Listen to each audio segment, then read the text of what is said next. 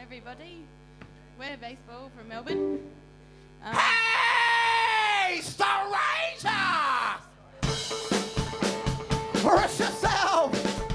The meat is on the fire, and there's nothing lacking for the guests! Andy Hazel for Spin.com, and I'm here talking to Cameron Potts of Baseball. Hi. Cam. Hi. Please fill me in on Animal Kingdom. Yes. Yeah, excellent new record of yours. Yes. Insofar as... And the making of it. Okay. Well, it was made in 3 days. We were heavily rehearsed and foreign up. And the people who were working with, who were recording it, were friends of ours as well. And they knew the sound, so there was a bit of a bond there. Cool. So the combination was a great thing. Cool. So it was mostly live. All live and probably 3 or 4 overdubs. Cool. Okay. Vocals are all done in 8 hours. Awesome. So you kind of saw the whole package all the way through, right? With the artwork and as well as the recording and the promotion. So can you just tell me a little about the album cover that you put together?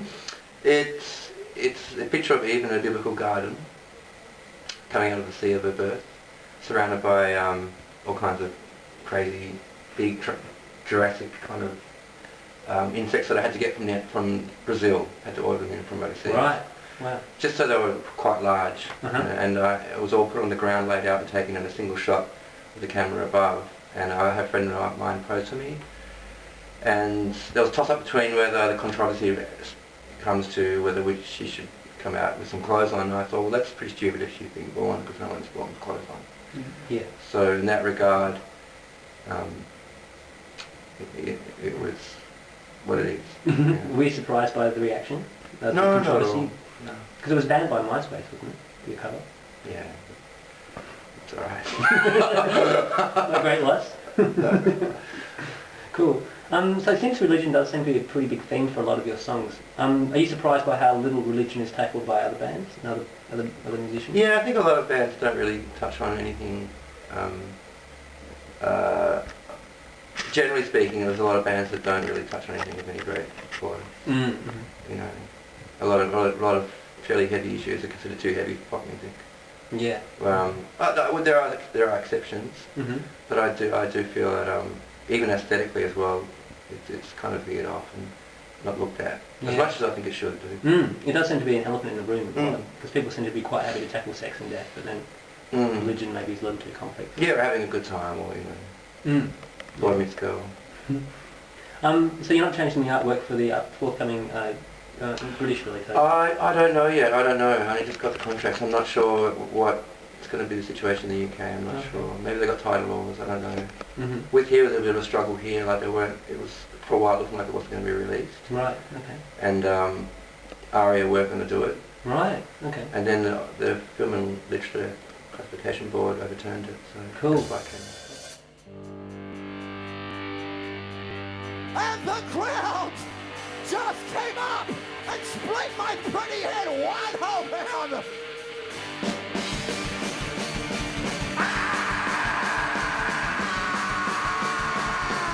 Thank you, Jesus! Thank you, Jesus! God damn, look at that, Joseph! Son of Nazareth! Son of man!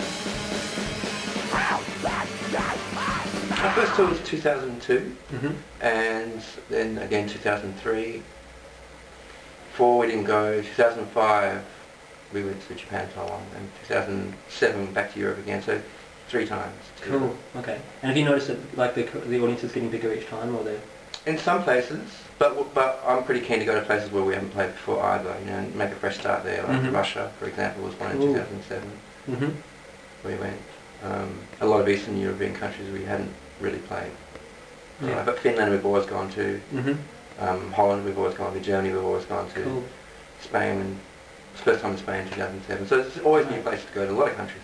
Yeah, definitely. So are you, since given the nature of your music being quite religious based in parts, are you expecting a different reaction, say playing the same songs in Israel or Russia than you would in Australia or UK?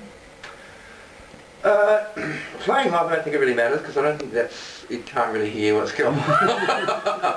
As far as album sales, people listen to the album and soaking it in, that might be a different situation. I'm not sure. Okay.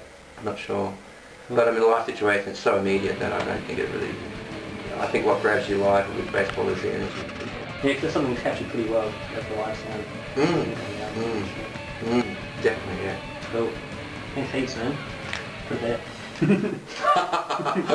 And he